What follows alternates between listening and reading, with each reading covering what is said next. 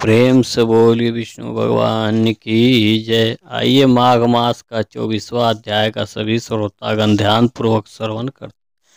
लोमस जी कहने लगे कि वह राजा पहले से तामसी नामी नरक में गया, फिर अंध तामसी नरक में जहाँ पर अति दुखों को प्राप्त हुआ, फिर महारौर, फिर कालसूत्र नामी महानरक में गया, फिर मूर्छा को प्राप्त हो गया, मूर्छा से चेतना आने पर तापन और संत संप्रता नाम के नरक में गया। उनके अनेक दुखों को भोगता हुआ वह प्रताप नाम के नरक में गया। तब काकोल, कूर, पल, पूर्व मृतिका, लोह, सुक, मृजिप आदि नरकों में होता हुआ 80 पत्र वन में पहुंचाया गया।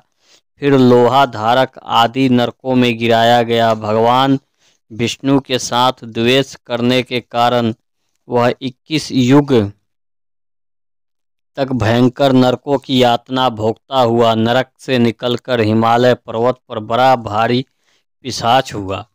उस वन में वह भूखा और प्यासा फिरता रहा। उसको मेरू पर्वत पर भी कहीं खाने को नहीं मिला तो भोजन मिला और ना ही पीने को जल हो। तब व्यापाय के कारण वह पिशाच घूमता हुआ एक समय पलुत प्रवस्त वन नामक के वन में जा निकला। बड़े बहेरे के वृक्ष के नीचे वह दुखी होकर हाय मैं मरा, हाय मैं मरा ऐसा शब्द जोर जोर से पुकारने लगा और कहने लगा, भूख से दुखी मेरे इस जन्म का कब अंत होगा। इस पाप रूपी समुद्र में डूबते हुए मुझको कौन सहारा देगा। लोमस जी कहने लगे कि इस प्रकार वेद पाठ करते हुए देवदूत ने उसके दुख भरे वचनों को सुना और वहां पर एक पिशाच को देखा जिसकी लाल डरावनी आंखें, दुर्बल शरीर, काले काले ऊपर खड़े बाल, विकराल चेहरा, काला शरीर, लंबी सी जीभ बाहर निकली हुई, लंबे होठ, लंबी जांघें, लंबी लंबी पैर, सूखा चेहरा, आंखों में पड़े गड्ढे वाले पिशाच को देखकर देवदूत ने उससे पूछा कि तुम कौन हो और ऐसी करुणा से क्यों रोते हो। तुम्हारी यह दशा कैसे हुई और तुम्हारा मैं क्या उपकार करूं। मेरे आश्रम पर आ जाने से कोई प्राणी दुखी नहीं रहता और वैष्णव लोग आनंद ही करते हैं। सो हे भद्र, तुम अपने इस दुख का कारण जल्दी कहो, क्योंकि विद्यमान मनोरथ पाने के लिए विलंब नहीं किया करते।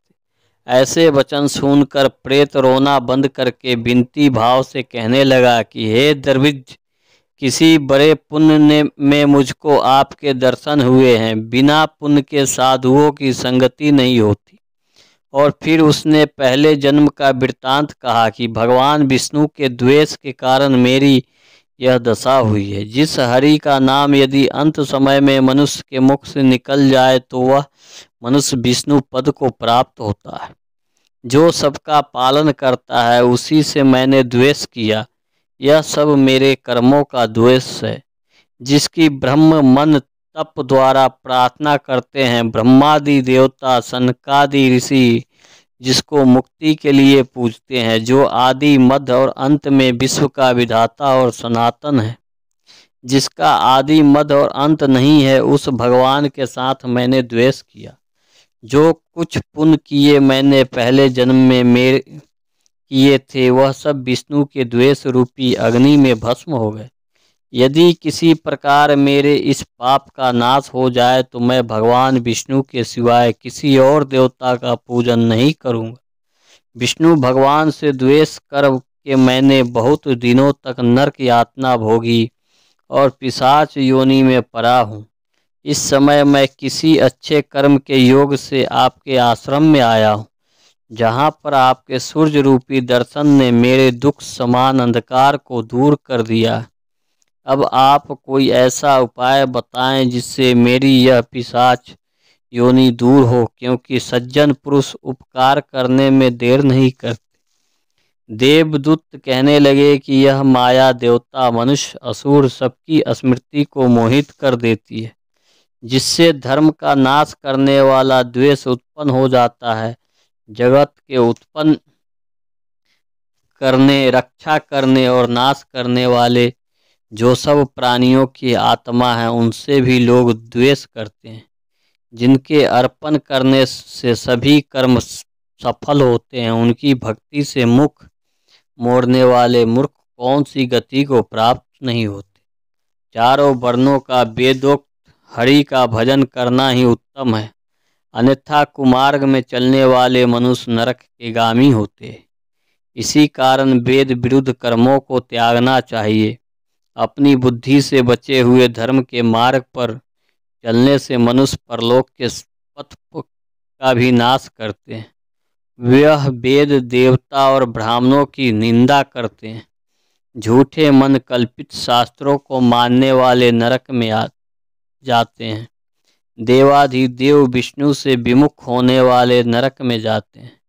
जैसे द्रविड़ देश का राजा नरक में गया, इस कारण इनकी निंदा नहीं करनी चाहिए और वेद में न कही गई क्रिया को भी नहीं करना चाहिए।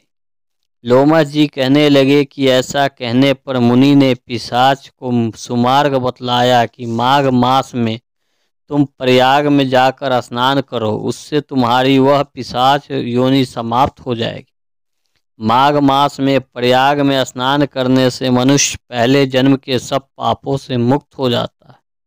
वहाँ पर स्नान करने से मुक्ति प्राप्त होती है। इससे बढ़कर और कोई प्रायश्चित नहीं। संसार में यह मोक्ष और स्वर्ग का खुला हुआ द्वार है।